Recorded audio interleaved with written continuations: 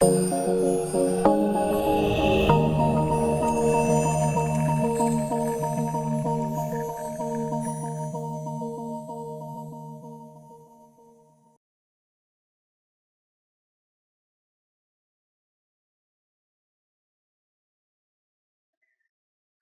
warahmatullahi wabarakatuh. Kali ini kita akan sambung lagi materi yang ke-6 ya, tentang proposisi.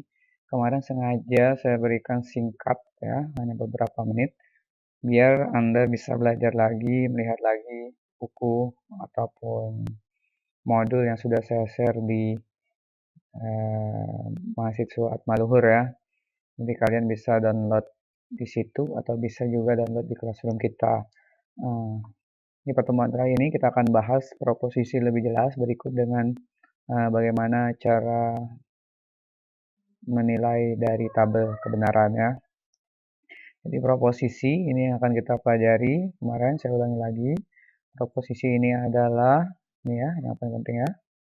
Silakan diperhatikan bahwa di dalam logika itu yang dikerjakan itu bahan utamanya itu adalah proposisi, yaitu pernyataan yang mengandung nilai benar atau nilai salah, atau di referensi tertentu dinamakan tidak boleh keduanya. Jadi dia benar-benar benar atau salah.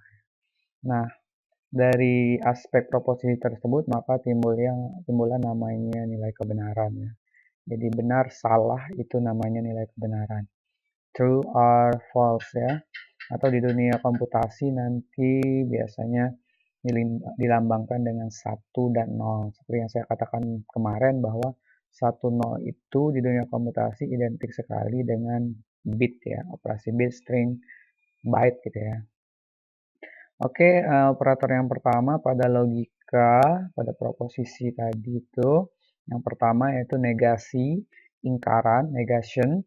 Ini berarti mengingkarkan yang awalnya benar menjadi salah atau yang salah menjadi benar. Hanya ada 2 nilai kebenaran yang ini ya. Ini yang saya garis bawahi kemarin dibawa pulang yang dipelajari. Bahwa dalam logika sederhana atau kalkulusnya orang komputasi ini, logika proporsional ya namanya, dia hanya ada 2 nilai, yaitu nilai benar atau salah. Walaupun pada kedepannya Anda akan dikenalkan dengan logika Fuzzy, yaitu ruang ya, antara 0 dan 1. Di logika ini pada eksekusi program, untuk menyatakan ya atau tidak, lanjut atau tidak, ada looping atau tidak dari program itu, maka fuzzy itu akan menentukan semacam apa ya, misalnya aspek-aspek untuk menentukan suatu kondisi sistem ya. Jadi nanti fuzzy ini misalnya pada AC, pada kulkas, misalnya kita menghidupkan AC, maka tidak mungkin kita menggunakan logika ini, yaitu tiba-tiba menyala dan suhunya langsung dingin ya. Tetapi butuh proses pendinginan mungkin dari suhu ruangan dari 27 menjadi 18, itu 27, 26, seterusnya sampai 18. Nah, proses perpindahan itu nanti dipelajari di fuzzy ya. Jadi dia tidak langsung jadi 26 tadi ya, misalnya langsung ke 18. Tapi pada eksekusi program dasar biasanya dipakai ada logika 1-0 ini. Nah, ini cara mengingkarinya untuk lebih gampang lagi. Nah, ini karena kita udah kampus merdeka ya. Nah, jadi yang seperti ini sebenarnya ada di dunia linguistik ya, di dunia bahasa ya. Jadi kalau kita nanti lebih kepada pemodelan. Nah, pada kalimat majemuk, kalimat majemuk seperti di bahasa Indonesia kita mengenal dan gitu ya, or, atau bahasa Indonesia kalau kalian sering pakai, ada majemuk bertingkat, setara bertingkat, dan segala macam ya. Nah, tapi di komputasi kita kenal 3 ini. Ini namanya perangkai dasar. Kita akan pakai di mengoperasikan misalnya bit. Nanti ada bit 1, ini bit ya, kumpulan bit itu misalnya byte kayak gini. Byte yang terdiri 4 bit. Nah, maka kita bisa mengoperasikannya dengan dan misalnya. Ini akan bisa kita tentukan hasilnya nanti menggunakan tabel kebenaran ya. Jadi tabel kebenaran itu nanti merupakan salah satu operasi dasar untuk bit ya. Oke, ini contoh kalimatnya, asalkan ada dan, atau gitu ya, itu merupakan kalimat majemuk yang tidak akan terlalu banyak kita bahas di perkuliahan ini. Yang saya pentingkan adalah nanti Anda tahu logika-logika pemodelannya. Nah, misalnya Anda terlewati, Anda bisa buka lagi bukunya ya dengan mengikuti video ini, Anda akan bisa lihat di situ. Anda pauskan videonya, mungkin Anda akan bisa playback ke belakang. Kalau tadi kita kenal dengan negasi, balikan, ya atau tidak, tidak atau ya gitu ya. Matikan atau hidupkan ya suatu komputasi Anda, jalankan programnya atau tidak gitu ya. Jika diinputkan nilai ini, maka dia akan jalan atau tidak, yes or no gitu ya. Maka di konjungsi ini kita akan melakukan penggabungan kalimat majemuk ya. Jadi pernyataan majemuknya dan. Jadi konjungsi ini identik dengan dan. Kalau di dalam matematika biasanya identik dengan kali ya. Jadi tandanya nanti bisa aja di buku tertentu jadi PQ ya. P kali Q kalau kita berbicara logika. Atau bisa juga nanti di buku tertentu dia mengambil konsep himpunan ya. Oh, himpunan ini berarti N ya dan. Oke. Jadi kalau nanti kalian baca buku ya dilihat ya simbol-simbolnya. Mungkin N itu bisa bentuknya seperti ini atau perkalian atau ini ya atau mengakui himpunan. Seperti yang saya katakan minggu kemarin, yang paling penting ini tabelnya ya. Jadi pada saat Anda nanti menggabungkan suatu byte atau suatu string atau suatu logika biasa dengan N gitu ya, yang Anda hasilkan adalah outputnya. Keduanya ini akan benar jika hasilnya akan benar gitu ya, true jika keduanya benar. Jadi kalau Anda menggabungkan bit 1 dengan 1, 1 dan 1 itu hasilnya 1 ya. Selain itu hasilnya 0. Jadi nanti pada saat ada bit, misalnya saya ambil 1, 0 gitu ya, digabungkan dengan 0, 1, maka akan dengan mudah kita cek hasilnya ekuivalen ke 1, 0, 0, 0, 1 ya 0. Oke, itu ya. Nah, jadi penggabungan bitnya seperti itu. Ini ilustrasi yang kemarin. Jadi intinya yang penting jika benar dia diperoleh dari keduanya benar. Nah, kalau tadi dan, maka berikutnya itu adalah atau disjungsi ya. Simbolnya bisa seperti ini. Bisa dia tambah gitu ya. P tambah Q. Tergantung buku yang Anda pakai atau bisa juga P atau Q. Diadopsi dari himpunannya. Nah, kalau atau ini berarti Anda milih. Anda ambil keduanya boleh, Anda pilih salah satu boleh. Itu berarti kan benar. Jadi pada saat Anda menggabungkan string satu, bukan string ini ya, ini hanya byte ya, byte terdiri atas 2 bit. 1 atau 10 atau 00, maka hasilnya adalah 10 gitu. Jadinya 1, kemudian 00, hasilnya 0. Nah, ini diperoleh dari mana? Dari tabel yang kita punya ya, dari sini. Pak, biasanya saya di SMA menggunakan benar salah. Boleh ya, terserah ya. Nah, misalnya Anda mengalami kesulitan sini, maka nanti Anda bisa buka di Play Store ya. Itu tinggal ketik aja Logic Calculator atau Logical Calculator, nanti akan banyak sekali software untuk menghitung tabel kebenaran. Saya buka saja di sini, maksudnya nanti Anda bisa belajar dari situ. Harapannya Anda bisa melihat kembali hasilnya, menganalisis, sehingga Anda bisa paham ya. Jadi jangan langsung di-translate. Nanti kalau saya kasih tugas, Anda langsung kerjakan ke situ. Boleh, tapi harus dipelajari lagi. Kalau tidak dipelajari nanti merugikan diri sendiri ya, tidak paham. Hierarki and dan or, nah, saya rasa ini tidak terlalu penting ya. Nanti boleh dibaca di buku, yang penting tabel tadi diketahui, Anda akan bisa mengisi tabel ini. Nah, kalau di dalam kurung seperti biasa, berarti kerjakan dulu yang dalam kurung ya. Nah, ini contoh eksekusi program. Walaupun ini programnya lama ya, masih pakai bahasa C gitu ya. C ini biasanya identik sama Turbo Pascal. Mungkin nanti di kampus ini Anda pakai VB ya, atau pakai MATLAB ya. Oke, berikutnya ada yang namanya exclusive OR. Exclusive OR. SOR. Nah, ini juga dipakai di dunia komputasi. Dia atau yang eksklusif. Yaitu kalau keduanya benar dia salah, keduanya salah dia pasti salah. Intinya perbedaannya hanya di sini. Kalau atau tadi keduanya boleh terjadi dan benar. Kalau ini tidak boleh. Contohnya seperti minggu kemarin, kalau dalam bentuk kalimat berarti dia kan misalnya lahir di apa ini contohnya Jogja atau di Bandung. Kan tidak mungkin dalam satu momen, satu waktu lahirnya di dua tempat yang berbeda dan cukup jauh gitu ya. Atau bisa jadi misalnya Anda menggunakan aliran listrik PLN dan genset ya. Kalau PLN-nya mati, genset yang hidup ya. Kalau atau sebaliknya. Tapi kalau pada keduanya dihidupkan dalam waktu yang cukup lama, saya rasa mungkin akan meledak ya salah satunya. Akan tidak bisa digabungkan. Jadi harus pilih salah satu. Lagi-lagi yang dibawa pulang yang ini tabelnya ya. Nanti tabel ini kita kumpulkan, terus kita eksekusi apa yang diinginkan dari kita. Oke, ini contohnya, ini nanti namanya equivalence ya. Equivalent itu artinya satu ekspresi logika, ini namanya ekspresi logika, tetapi bisa digantikan dengan ekspresi yang lain. Gitu ya. Jadi apa kegunaannya? Equivalent nanti ada di bab sendiri ya, di bab berikutnya. Bahwa equivalent ini banyak digunakan oleh orang komputasi ya, terutama ya. Ini untuk menyederhanakan program, menyederhanakan alur-alur pemrograman, atau menyederhanakan rangkaian ya.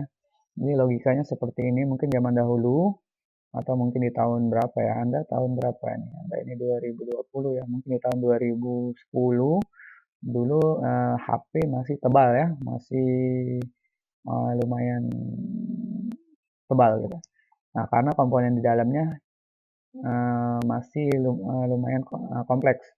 Nah, dengan prinsip penyederhanaan, maka ada bagian-bagian dari rangkaian itu dihilangkan, tetapi fungsinya tetap sama.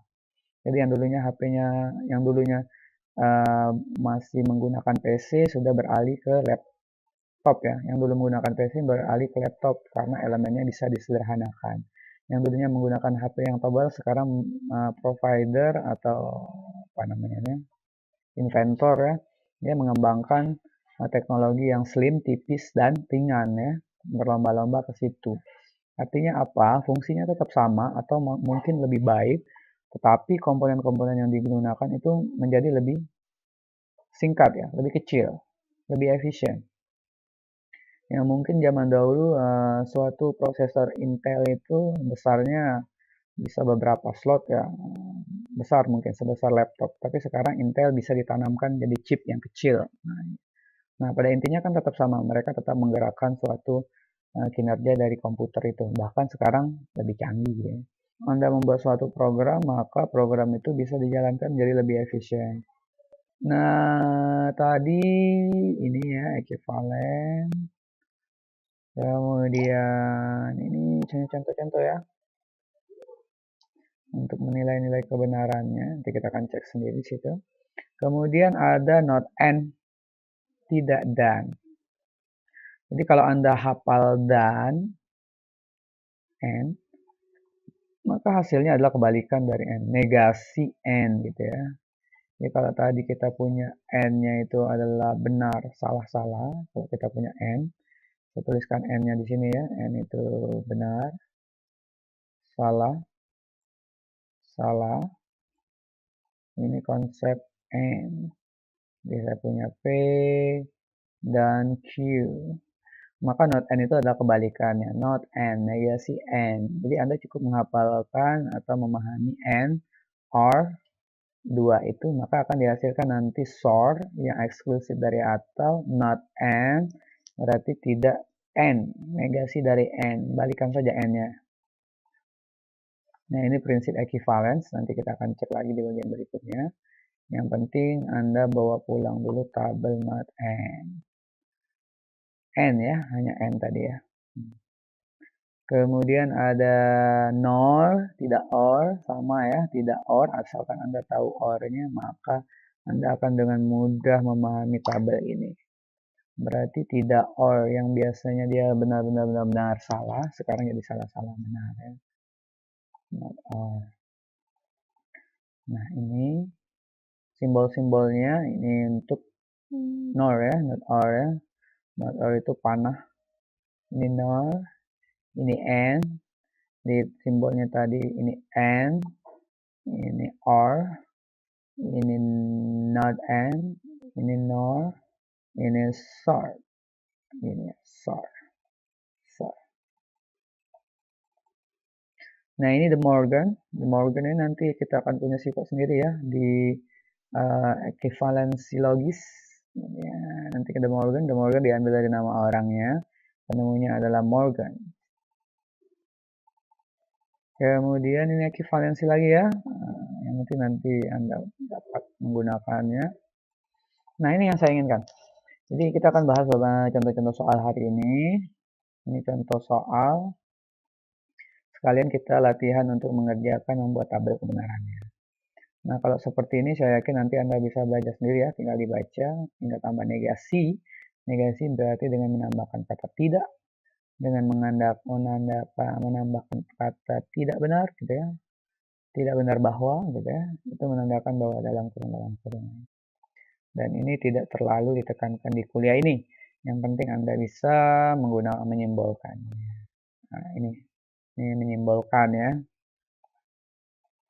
Kemudian menyatakan nilai kebenarannya. Nah, ini kadang-kadang bisa muncul juga dengan cara ya, kita cek. Menyatakan nilai kebenarannya. Misalnya contoh yang A, 3 tambah 2 sama dengan 7, salah ya. Atau kita pakai simbol 01 aja ya. Berarti ini 0. Dan, and, 4 tambah 4, 1. 0 dan 1, lihat tabelnya. Jadinya false ya. 0 ya. Kemudian ini 2 tambah 1, 3. 1 dan 9. 1 dan 1 benar ya. Dieksekusi. 6 tambah 4, 10. 1 tambah 1, 3. Ini benar. 1, ini 0 ya. Jadi hasilnya 0. False ya. Nah ini dari mana? Dari tabel kebenaran N. Tabel kebenaran N tadi. N. Ini nanti pas ujian boleh dibawa ya. Minimal tabel N, or, SOR, not N, not or ya. Nah,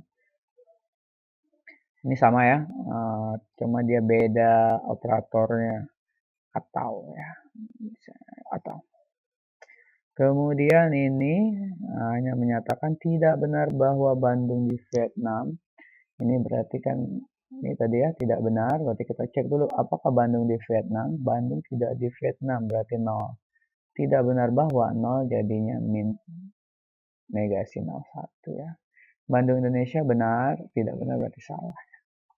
Tidak benar ini mengingkari ya.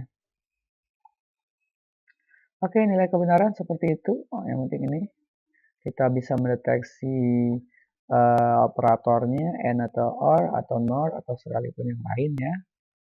Nah ini kalimat yang lebih, nah ini analisisnya begini ya. Oke, boleh ini kita bahas nih. Nomor 6 kita akan bahas nilainya. Kita ambil tidak benar 2 tambah 2, 4 gitu ya, benar 1 gitu ya. Jadi tidak benarnya dipisah dulu, kita cek dulu 1, P. Nah tidak benar ini menyatakan ini. Kita ambil 2 tambah 2 itu sama dengan 4 itu P. 1 tambah 1 tambah 5 itu Q. P dan Q-nya adalah 0, 1, 0, 1 dan 0. Ini 1, ini 0, hasilnya 0. 0 diingkarkan. Kenapa diingkarkan? Karena ada kata tidak benar bahwa. Ini yang menyebabkannya. Kalau ada kata tidak benar bahwa, maka dia akan berbentuk selalu negasi dalam kurung bla bla bla bla bla bla bla bla. Tidak benar bahwa. Sama dengan tidak benar bahwa berarti semuanya ya, bukan berarti negasi. Ini negasi P dan Q salah. Ini hati-hati bahwa nanti kita punya negasi P dan Q itu tidak selalu tidak ekivalen ke negasi P dan Q. Oke, ini periksa nilainya ekivalen atau tidak nih dengan cara buat tabel ya. Jadi buat tabel yang ini, kemudian buat tabel yang ini. Kalau nilainya sama, berarti dia ekivalen.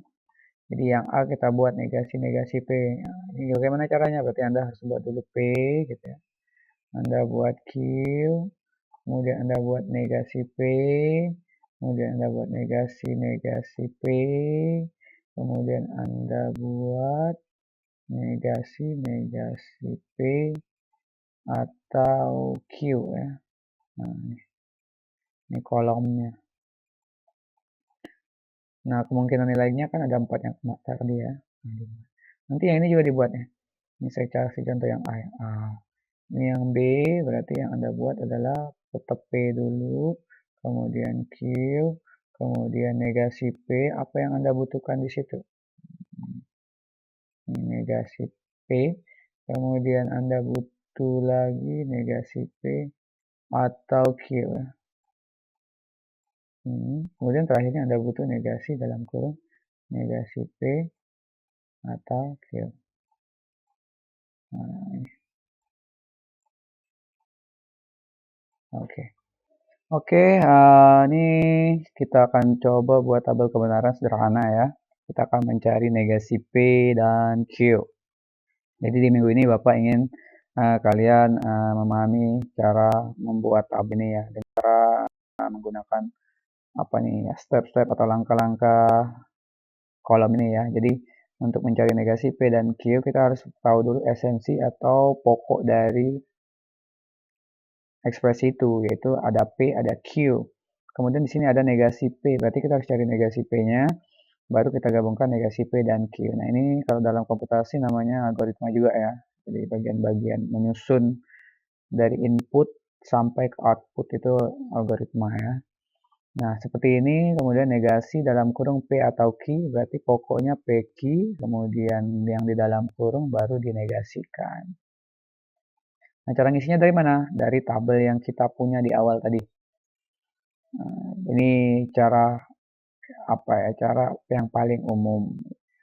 Kalau mau cara yang paling cepat ada juga ya, langsung diberikan nilai di bawahnya boleh.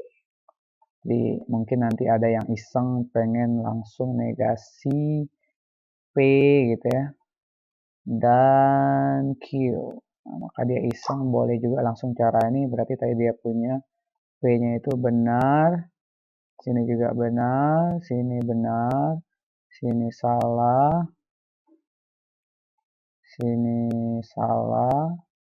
sini benar gitu ya.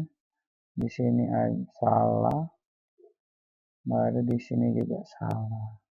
Nah, apa yang dikerjakan? Dikerjakan bagian ini dulu. Oh, negasi dari T benar. Negasi dari T itu salah ya, maaf ya, salah. Kemudian ini benar, kemudian ini benar. Nah, kemudian hasil dari ini baru digabungkan dengan yang F dan TF ya. F, T, T, true ya, true, false, F. Jadi didapatlah hasil akhirnya ini. Coba diperhatikan sama ya, sama dengan ini. Ini caranya boleh menggunakan tabel ini atau langsung menggunakan ekspresi ini juga boleh.